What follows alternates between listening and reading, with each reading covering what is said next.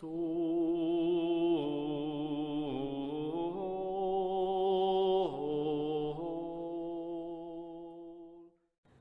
bien chers frères, le saint précurseur de la naissance, de la prédication et de la mort du Seigneur a montré dans sa mort un courage digne d'attirer les regards de Dieu. Comme dit l'Écriture, aux yeux des hommes, il subissait un châtiment, mais par son espérance, il avait déjà l'immortalité. Nous avons raison de célébrer avec joie la naissance au ciel de celui qui, par sa passion, a rendu lui-même ce jour solennel en l'illustrant par la pourpre de son sang. Nous vénérons dans la joie la mémoire de celui qui a scellé, par le sceau de son martyre, le témoignage qu'il rendait au Seigneur. Il n'y a en effet aucun doute que Jean-Baptiste a subi la prison pour le Rédempteur, qu'il précédait par son témoignage, et qu'il a donné sa vie pour lui. Car si son persécuteur ne lui a pas demandé de nier le Christ, mais de taire la vérité, c'est cependant pour le Christ qu'il est mort. Car le Christ a dit « Je suis la vérité ». Et puisque c'est pour la vérité qu'il a répandu son sang, c'est bien pour le Christ qu'il est mort.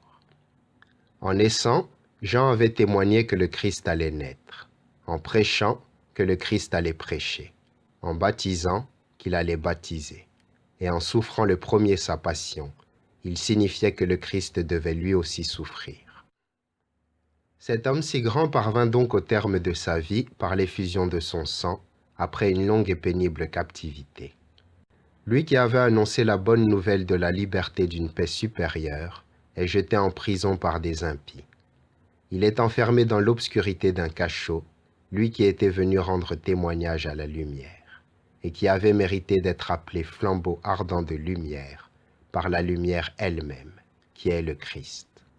Par son propre sang est baptisé celui à qui il fut donné de baptiser le Rédempteur du monde, d'entendre la voix du Père s'adresser au Christ et de voir descendre sur lui la grâce du Saint-Esprit. Mais il n'était pas pénible à des hommes tels que lui. Bien plus, il leur semblait léger et désirable d'endurer pour la vérité des tourments temporels, qui laissaient entrevoir la récompense de joie éternelle. Préférant la mort, qui de toute façon était naturellement inévitable, il choisissait de l'accepter en confessant le nom du Christ. Il recevait ainsi la palme de la vie éternelle. L'apôtre l'a bien dit. Il nous a été accordé par le Christ non seulement de croire en lui, mais encore de souffrir pour lui. Et s'il dit que souffrir pour le Christ est un don de celui-ci à ses élus, c'est parce que, comme il le dit ailleurs, il n'y a pas de commune mesure entre les souffrances du temps présent et la gloire que Dieu va bientôt révéler en nous. Amen.